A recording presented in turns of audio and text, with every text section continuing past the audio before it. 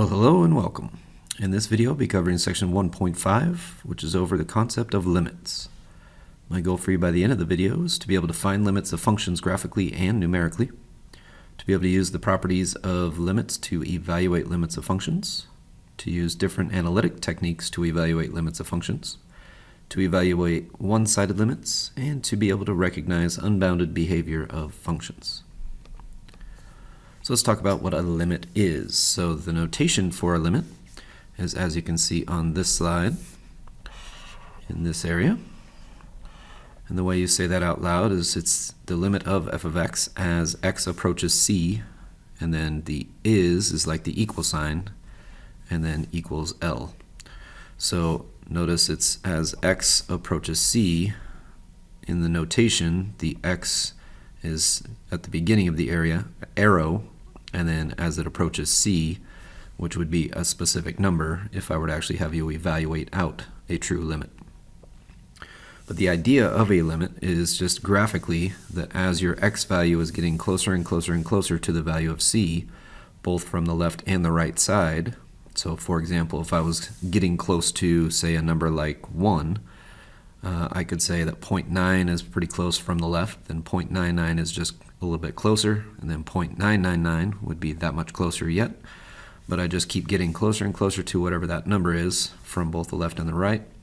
And the idea of the answer I get back being the y value, it's going to get closer and closer to a specific value L if the limit actually truly exists. So for example, if we were to evaluate the limit as x approaches 1 for this function x squared plus 1, we could just start plugging in numbers that are getting increasingly closer and closer to 1 and just see if we can make a conclusion about the y values. So notice that 1 here is smack dab in the middle, and that's our x kind of row. If I choose numbers that are getting closer to it but are less than, I'd start with like 0.9, then I'd go to 0.99, then 0.999, and I would just evaluate the function at those values. So notice if I plug in 0.9, I get this 1.81. Plug in 0.99, I get 1.98. Plug in 0.999, I get 1.998. So it seems as though from the left side, or the lower than side of 1, it seems like it's getting closer. If you look at those numbers, it seems like it's getting closer to 2. And then we can do kind of the same thing from the right side. If I start with something that's just a little bit to the right, such as 1.1, then maybe try plugging in something that's even closer yet, so like 1.01, and then even closer yet, 1.001. We then can look at our y values. So 1.1, notice it would give us a value back of 2.21 with this function. Again, all we would be doing is just plugging in everywhere x is and simplifying that answer down with the function that we're doing the limit of. At 1.01, I get 2.02. At 1.001, I get 2.002. So with this function, even as I'm getting closer to 1 coming from the right side, notice those numbers seem like they're also getting closer and closer to 2. So even though with this function I actually could plug in the value right here of 1, and it gives us an answer of 2, in the event that there wasn't the ability to plug 1 in because maybe, say, it wasn't a part of the domain of the function, I could still have made the conclusion that since those values were getting closer to 2 from both sides, that the number that should be in this spot here, even if it wasn't something that was defined, should be equivalent to 2. So what that would be like the L of this limit, or the y value that I'd be getting back.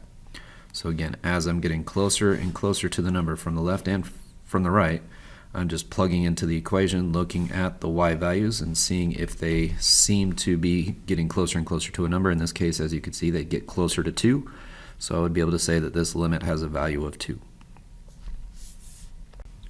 So let's try out just a few examples to see if we can hammer this point home. So with this, I'm just going to do this. This is all going to be the numeric strategy, where notice all of these are just, I'm doing the limit of f of x as x approaches this number 2. So hence why I've already placed 2 in the middle of our table here. And I'm just going to pick some numbers that are relatively close. So from the left or from the less than side, 1.9 would be a decent number to try to begin. Maybe 1.99 is a little bit closer, and 1.999 is even closer yet. From the right side, something like maybe 2.1, then maybe 2.01, and 2.001. So with this, we could use our calculators to come up with these values, but if I go ahead and just plug these values in, if I plug in 1.9, type it into the calculator, that ends up giving me essentially 3.9. If I plug in 1.99, that actually will give me an answer back of 3.99. And if I plug in the 1.999, that will give me an answer back of 3.999. If I were to go from the right side, 2.01, if I plug that in, that gives me 4.1. Plug in 2.01, that gives me 4.01. And if I plug in 2.001, that actually gives me 4.001. Now with this one, notice if I even tried plugging 2 in, that gives me division by 0 right here. So this one, according to what we have here, that technically would be an undefined value, so I couldn't just plug it in. But as you can maybe make a conclusion with, from the left and from the right, as I'm getting closer and closer to this value of 2 for x, it appears to me that if 3.999 was what happened when I plugged in 1.999, and 4.001 was what happened when I got 2.001, that this is approaching a value of 4. So with this one, if I needed to evaluate that limit, the value of this apparently is going to be equal to 4, or it's getting closer and closer to that value of 4. Now if we do a similar step, pretty much the same numbers for the next table as well. So 1.9, 1.999, 1.999, as well as the 2.001, 2.01, and 2.1. If I were to plug these values in, each one of these comes back as something in the calculator. 2.1 comes back as 1. 2.01 comes back as 1. 2.001 comes back as 1. And then if I were to plug in 1.999, I actually get negative 1, 1.99, negative 1, and 1.9, negative 1. So it seems to me from the left that it's getting closer to negative 1. From the right, it's getting closer to positive 1. And again, similar situation, if I tried plugging 2 into the original function, I get something that's undefined. But what's a little curious about this one is those two numbers this time didn't match, whereas the time before they were both, if I were to fill this back in, it was getting closer to 4 from the right, getting closer to 4 from the left, so we were able to make the conclusion of 4. Here it's getting closer to negative 1 from the left, getting closer to positive 1 from the right, so we actually with this one would say, since it's not the same number, it does not exist. So for this particular thing, if you notice that you get two different answers, we actually will say does not exist, or you can use DNE to represent that. Moving on to the last example on this slide. Again, just fill in my x values as I'm getting closer and closer to 2. I'm using the, since it's approaching 2, I'm using the exact same decimals as I've used in previous. So now if I were to actually plug into each of these, I'll start with what the 1.9 would equal. So if I plug 1.9 into, it looks like since that's a piecewise function, I need to be at least a little bit careful about what the instructions are for that. So if it equals 2, apparently it would be 0 in my table, so I may as well just fill that one out. Everything else I should be using this x squared function. So if I go ahead and plug in 1.9, that gives me 3.61 back as my answer. If I plug in 1.99, that would give me 3.96. And if I plug in 1.999, that one gives me 3.996. And if we go from the right side, plug in 2.1, that gives me 4.41. If I plug in 2.01, I get 4.04. And then if I were to plug in 2.001, that one gives me basically, if I were to round it, 4.004. So with this one, as we look at our y values, the at 2 itself, it actually equaled 0, but from the left side, it looks like 3.6 to 3.9 to 3.99. Those are getting closer and closer to 4. From the right side, 4.4 to 4.04 to 4.004, those look like they're getting closer to 4. These two agree, so the value of this limit, as I get close to 2, is going to actually be 4. So that may seem a little weird for this one, considering the value of this was at 0 itself, or had a value of 0. But again, this is the concept of, as I get closer to it from each side, what's the y value going to do? Notice these both were getting closer to 4, so our conclusion in the end here is that would be 4. One before, it was two different numbers that didn't exist. And then the first example was approaching the same number, and it actually happened to agree with the, well, I guess the original was undefined. But still, it's just looking at what happens as I get closer to it. What are those values? Are they getting close to a specific number? So what are our takeaways from that last slide? Well, there's three key things that hopefully you guys paid attention to. Saying that the limit approaches that value as x approaches c means that it may get arbitrarily close. So notice we didn't ever actually truly equal 4 on that first example, but it got really, really, really close from both sides as I got closer and closer to that value of c. The second example, though, in order for a limit to actually truly exist, we have to approach from both sides, and if you get different numbers, like we got with the second example, at that point we go ahead and say it does not exist, or you can use the shorthand DNE to be able to represent the fact that it does not exist. And then there's the third one, where just because when I plug in the value c to the function, so in other words, whatever f of c was, does not really mean that it's going to have, so it doesn't have any bearing upon whether the limit will exist or not exist as I approach c. It's more what's happening from the left and right side, and are they approaching the same number. So it would kind of go back to number 2. If you approach two different numbers, right, we would say it does not exist. Our third example in the previous slide approached the same number, hence why we were able to make the conclusion of what that value of the limit would be. So now that we hopefully have a decent understanding of just what the concept of a limit is, let's go ahead and talk about some of the properties as well as some of the operations we can do. So with this one, just to kind of set the setup here, or just at least let us know what the setup is, we're letting that any b or c in these properties are just going to be real numbers, and then the variable n is going to have to represent a positive integer, so it could not be a decimal, it could not have a negative sign.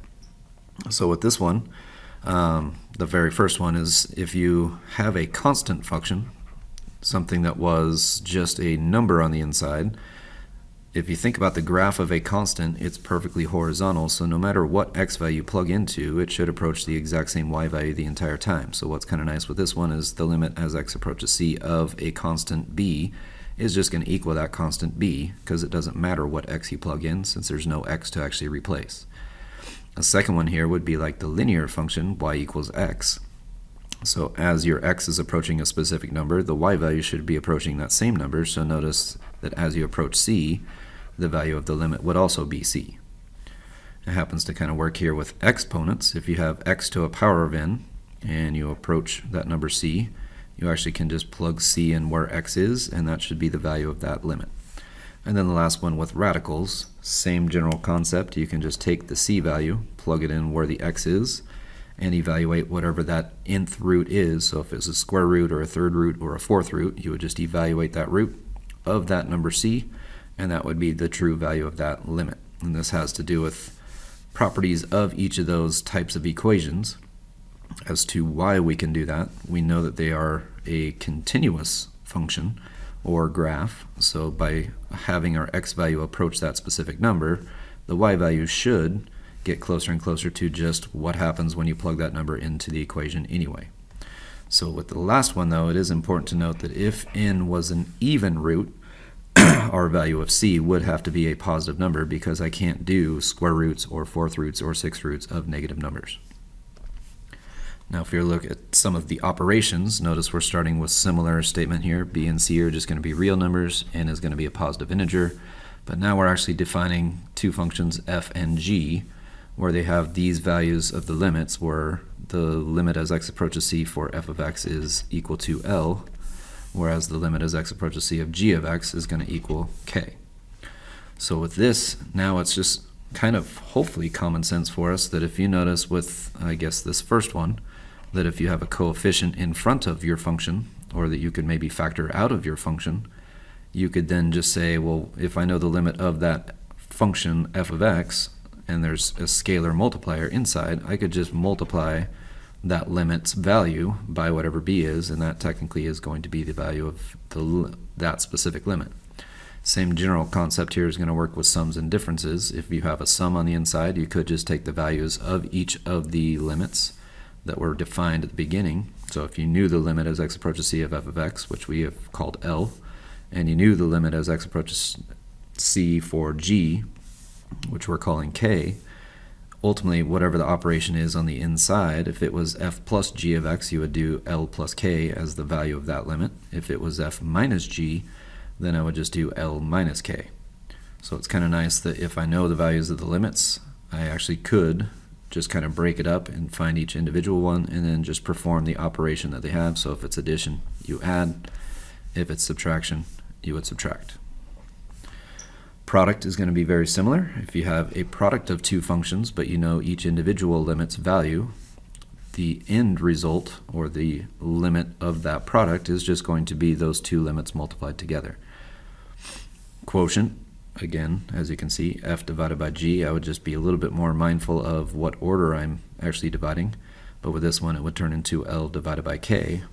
It is important to note, though, that k could not equal 0 because I can't do division by 0. Power rule, similar to what we had on the previous slide. If I have a power on some function on the previous slide was just a basic x, but even if it was a full-on function f of x that I knew the limit as x approached c for it, if it was being raised to now a power and I recognize that, I could just find the limit and raise it to the exact same power. And then the last one, radical, again, very similar to what we had before. If I knew the value of the limit as I approach c for f of x and it was inside of some radical symbol, so such as a square root or a cube root, I could just take that square root or cube root or whatever that root might be of the value of the limit for the f of x function. Again, note, if n wasn't even, then the value of L would have to come back as a positive value. So hopefully all of those properties and operations and the rules that are associated with them seem to follow your kind of gut instincts as to what you would think to do. But you may still be thoroughly confused because we haven't really worked through a true example yet of how to do this. So let's go ahead and talk about how do we do the finding of these limits to be able to actually maybe apply some of those properties or operations. So with this, one of the best ways to do it, or one at least the first things to try, is a concept called direct substitution. So what direct substitution is essentially if I had some function of x and I wanted my x value to approach some specific value of c, I would just take that c value, plug it into the function, and just see if it gives me a defined value. Now if it's something that when I try doing that direct substitution I get something like division by 0 or I get a radical of a negative, then at that point I may want to try doing something a little bit different. So for example, if you had something that when you plug c in it would make the denominator equal 0, that must mean you have a rational function. So one thing that you could try doing is reducing that fraction somehow, some way by dividing out common factors and then just canceling them out. Or if you have maybe some radicals involved, you could then try maybe rationalizing either the numerator or denominator like we did back in the last chapter, and just see if maybe once I do that modification, go back to trying direct substitution and see if it gives you a value that no longer gives you, say, either division by 0 or a square root of a negative. So let's actually start trying some of these things.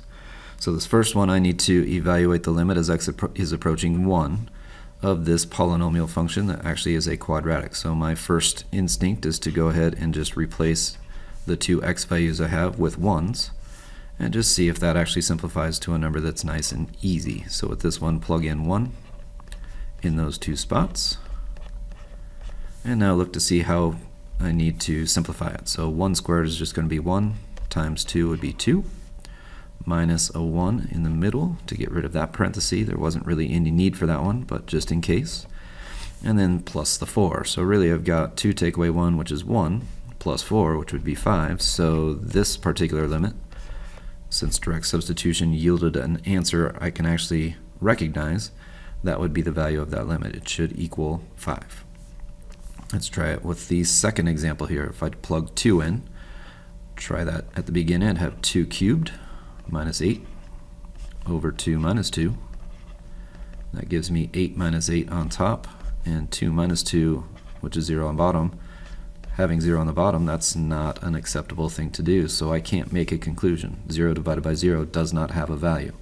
So what I would want to try now is to see if maybe I can potentially factor and reduce. Since the top is a difference of 2 cubes, I could factor that into the x minus 2, just following the pattern from earlier this year. And then in the inside, it would be x squared plus 2 times x, and then plus whatever that b value was squared, so 2 squared would be 4. Then over the x minus 2 that's on the bottom. What's nice about that is it actually does reduce. X minus 2 will reduce with the x minus 2. So I'll be able to now just try evaluating the same limit as x is approaching 2, but now of just that quadratic, x squared plus 2x plus 4, and see what that value turns into. So if I go ahead and plug in 2 everywhere I see x, that would give me 2 squared plus 2 times 2, and then plus 4. So 2 squared, that would be 4. 2 times 2, that's 4. Plus 4. If I add all of those together, that gives me 12, which is nice because that didn't turn into a division by 0 anymore. So even though our first attempt at direct substitution, I got 0 over 0, that didn't mean we couldn't do the problem. We just had to do a little bit of legwork, be able to factor and cancel or reduce, and then try direct substitution a second time, and notice that yielded this answer 12. So the value of that limit we could now say is just 12. Moving on to this third example, again, just try plugging in 3 right at the beginning. So if I do that, I get 3 squared plus 3 minus 12 over 3 minus 3. You can probably see there's already going to be a problem because the bottom is 0, but it really wouldn't matter what happens on top. Let's go ahead and figure it out anyway, though. I'd have 9 plus 3, which is 12. Take away 12, that gives me 0. So similar situation as b, I got 0 divided by 0. Again, that's not an answer I can go with. That doesn't equal anything specifically, so I need to try a different strategy, maybe factoring. So this top quadratic, I should be able to factor what multiplies to negative 12 that adds to 1. That should be a positive 4 and a negative 3. So I could say that that's x plus 4 times x minus 3, then still over x minus 3. And I still would have my limit notation. I'm just modifying the appearance, not really modifying the value. With this one, notice x minus 3 is divisible by itself, so they should be able to reduce down to a pair of 1s. So this problem really is now going to turn into what's the limit as x approaches 3 of just x plus 4. So now that I have it in a different format, I'll just try the direct substitution idea again. Plug 3 in everywhere I see x. That would give me 3 plus 4. And 3 plus 4, I could say that equals 7. So the value of this limit must be approaching 7 as a y value. And moving on to the last one. Again, start with the same general concept. Try plugging 0 in everywhere you see x. So that would be 0 plus 4 inside of a radical. Take away 2 over 0. Again, it's already got the over 0, so that's a problem, but on top, square root of 4 would be 2. 2 take away 2 is also 0. That doesn't always have to happen. Just happen to happen quite often. In this case, all 3 of these examples came out as a 0 to a 0. That's not anything we can make a conclusion on, so we need to go back and maybe try reassessing.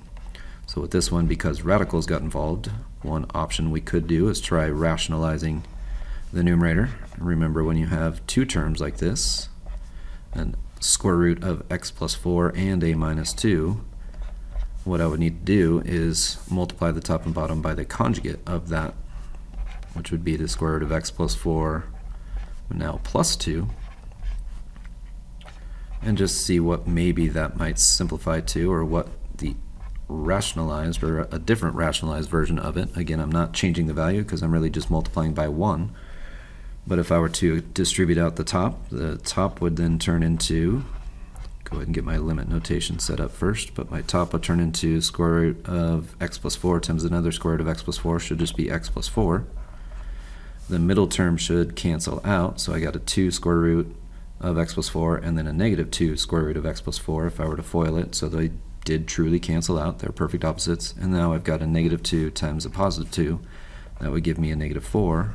And then on the bottom, I'll just leave it as x being factored out and having the x plus 4 and then plus 2. If we look at the top, positive 4 minus 4 should reduce down to a 0. And then now all that's left on top is an x. Well, that should actually be able to reduce with the x that's on the bottom. So really all I had left on top was 1. So let's go ahead and try our direct substitution now with 0. If I go ahead and do that, the top still is 1 because that's all that was left. On the bottom I'd have the square root of 0 plus 4, which is 4, plus 2. Well, that would turn into a 2 plus 2 on the bottom, so it would equal a 1 over a 4. So this particular function, as I get closer to 0, must have a y value that's getting closer to 1/4. So notice the rationalizing technique of multiplying by a conjugate was able to turn something that had division by 0 on the bottom to now having something that didn't have division by 0. So we're able to make our final conclusion of what that limit is actually approaching. So hopefully seeing those 4 examples have helped hammer home the point of how those properties and operations and that sort of thing can work together. But again, more times than not, you're just going to try direct substitution, just plug things in and see what happens. And then from there, if you need to maybe try factoring or rationalizing or anything like that, do that, modify the appearance of your equation or your function, and then try direct substitution yet again. And you can keep repeating that process until you run out of versions of that function that you can even try. So anyway, let's go ahead and move on to the next topic, which is called a one-sided limit. So this would essentially have the exact same approach as before, except I only would pick numbers from one specific side. So the notation is going to be a little bit different. So as you can see in this area, that wasn't what I wanted to do. I wanted a highlighter. If you notice that you have the limit of f of x as x approaches, but then it looks like it's c to a power, it's a negative sign.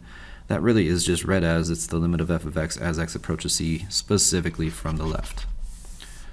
Conversely, if you ever saw the same notation, but now it looked like c was being raised to a power of just a plus sign, or it just had a plus sign as like its, I guess, superscript for that particular thing, then that would be read essentially all the exact same, except now it would be specifically from the right.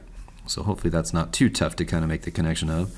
When you go left, your numbers get smaller, or you could think of a number line. The left has the negative numbers, whereas the right has the positive numbers.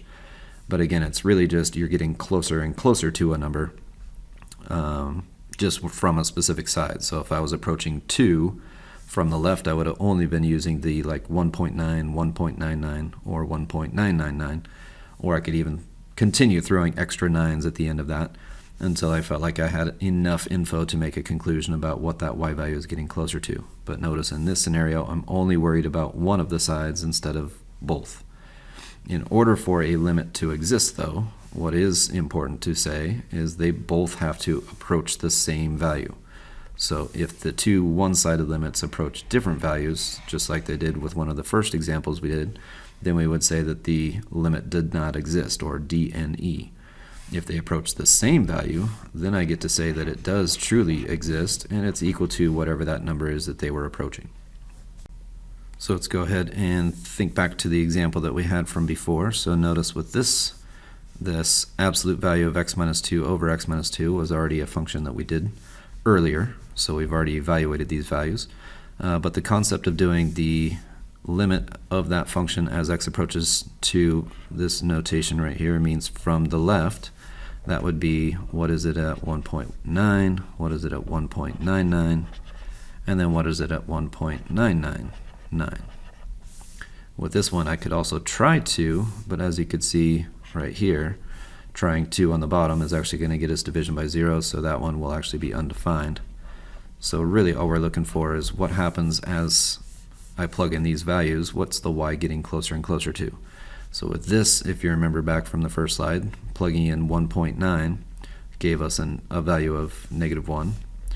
I guess I'll go ahead and make this a little bit more of a table look to this, where this is my x, this is my f of x. 1.99 also gave us -1, and 1.999 also gave us -1. Again, all of those were just using the calculator. So this specific one-sided limit would actually have a value of -1. Earlier, remember, we actually were going to say that the limit doesn't exist because the two sides didn't agree, but now since we're being more specific about only the left side, we only make our decision from whatever's happening on the left side.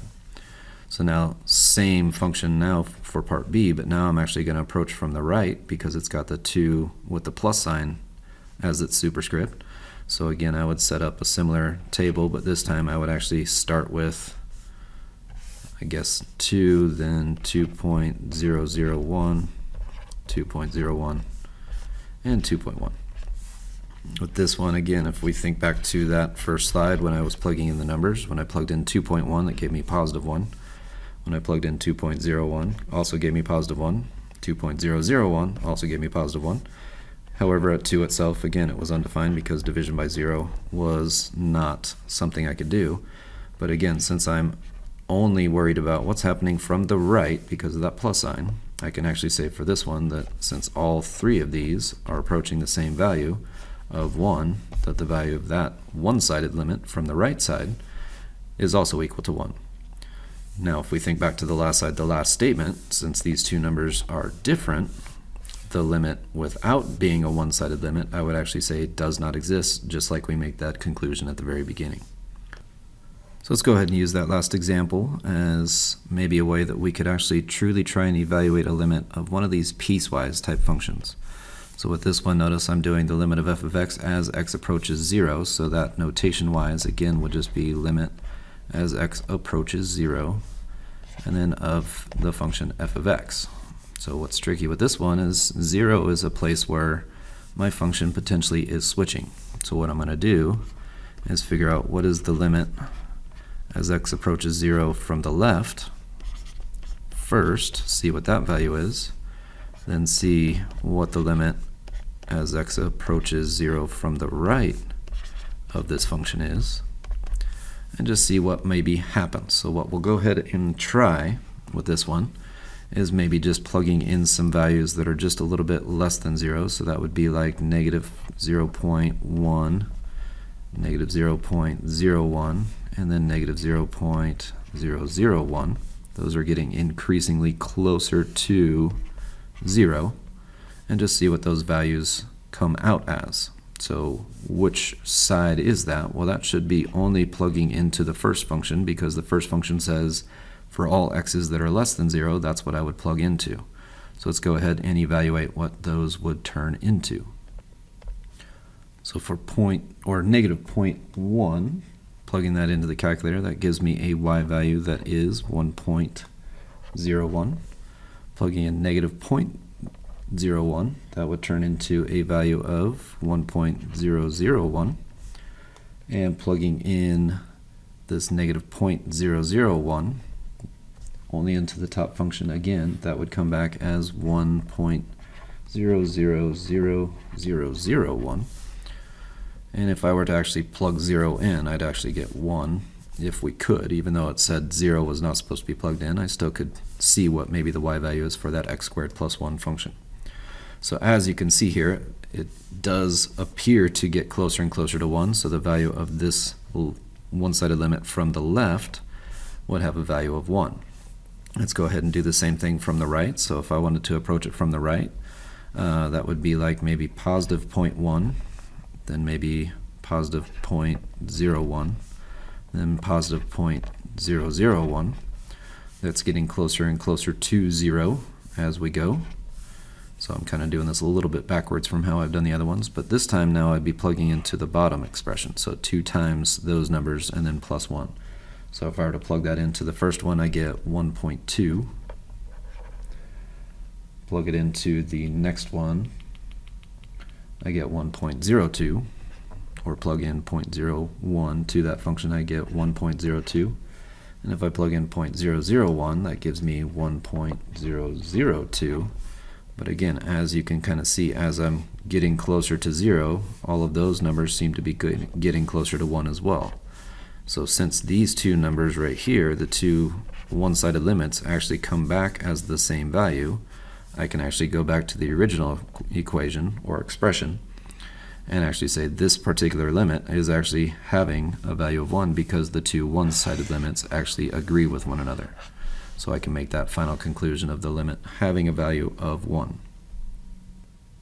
Now before I move on to the last topic, just to hammer the point home with the previous example, the only way we were able to say that that limit had a value of 1 was because both of the left and right side limits happen to also equal each other of 1. So had those numbers come back different, I would have just stopped and just said that particular limit as you approach that number would not exist. So just wanted to clarify that before we move on to this last topic. So the last topic is unbounded behavior. So this is actually a way for us to describe how a limit actually does not exist. So it is possible that sometimes, even if I do all of the simplifying in some way, shape, or form, such as like factoring out common factors or maybe rationalizing, it's still possible that when I try to do direct substitution, it still doesn't give me an answer, so I would have to fall back to the numerical approach like we've been doing on that last example of plugging in decimals that are close to the number and seeing if we can make a conclusion. So with this, if I were to still continue to plug in numbers and they keep increasing or decreasing without bound, meaning like as I'm plugging those numbers in, it doesn't appear like they're really closing in on a number. The last few examples have closed in on a number or gotten really close to a number. But let's say, for example, with the last one, if I would have plugged in like 0.1 and I got something like 10, and then when I plugged in 0.01, I got something like 1,000. Obviously, those numbers are not really getting close to a specific number. They're actually increasing really, really fast. And it could also do the same thing in decreasing. So just always kind of keep an eye out for, are these numbers really flatlining at something, or is it just continuing to increase or decrease, meaning become more and more negative, more than likely with decrease, when it comes down to my one-sided limit. So if that happens to happen for our one-sided limits, we actually can say an answer like negative infinity or positive infinity. Even though they're not values, we can actually have those be our answer, because all that's really doing is just describing the behavior from that side as to whether maybe graphically it would be spiking up or spiking down. Now, if both one-sided limits actually happen to do the same thing, meaning both sides were decreasing or both sides were increasing, meaning they had values that I was able to say were either both negative infinity or both positive infinity, we actually can say the limit itself would be one of those two values appropriately. It's again just, that's not saying that the limit exists, it actually is just saying how the limit fails to exist. So it's this last statement here, it's describing a little bit more about the graph instead of just being something where we just say D and E. We actually can describe a little bit more graphically, or have a general idea of graphically what it would look like, which more than likely would be something like a vertical asymptote that you must be talking about or approaching. So the example I have right here is if I had my left-sided limit come back as infinity and my right-sided also come back as infinity, meaning they were increasing without any bound as I got closer and closer to that value of c, then at the end I can actually just say the overall limit, without saying from the left or from the right, has this value of infinity as well, because those two were both infinity. So let's go ahead and maybe try an example out. If I said, let's go ahead and find the limit of this one. Since it doesn't say a one-sided, I'd want to go ahead and try and figure out what is the limit from the left, so the limit as x approaches -2 from the left of that function. In this case, I'd want to plug in some numbers that are relatively close to -2, so that would be from the left side, that would be like -2.1 or -2.01 or maybe -2.001. Those are just increasingly getting closer to -2 as I go, right? So if I were to plug those values in, what ends up happening? Well, let's just figure out what these values are. At -2.1, I'd get a value of -30. At -2.01, plugging that in, that would give me -300. At -2.001, that would give me -3,000. As you can kind of see, those numbers really are not flatlining like the previous examples. It seems to be getting smaller and smaller and smaller, or more and more negative. So this is actually decreasing without bound. So at this point, I would be able to say that this one-sided limit, instead of just saying does not exist, I can actually just say it's decreasing without bounds, so it's going to be -infinity. Let's go ahead and maybe try from the right now. So the limit as x approaches -2, but now from the right side of it, so just a little bit more than the number. Let's see if we can make a table that would give us an idea of what that would be. So if I got a little bit closer, that would be like -1.9, then -1.99, then maybe -1.999. That's again getting closer to the idea of -2. So if I go ahead and plug those values in, let's see what we get. Looks like for -1.9, I get a value of +30. For -1.999, I get +300. And at -1.999, that gives me 3,000. So pretty much the same numbers, just opposite. But now notice those are increasing. They're getting more and more positive as I get closer to it. So this would be something that, since it's increasing without bound, I can say that that specific limit from the right would actually be going towards +infinity. Now, the thing I would do from here is look at what's this answer and what's this answer. If they were the same, I would be able to say what that limit is. Since with this one they weren't the same, the value of the original, I would say, just does not exist, because it was talking about from both sides by not having any sort of distinction above that -2, whereas I broke it into the two smaller ones from the left and from the right specifically, that I was able to answer those with infinities and negative infinities. But the overall limit, because they didn't agree, I would just say does not exist. So hopefully this video has been helpful in introducing this concept of limits. As always, if you have questions as you work through the homework, just seek me out and I'll do my best to try and explain it to you in a way that makes sense. I appreciate you guys taking the time watching this video. My apologies for how long this one is as well. But until next time, take it easy.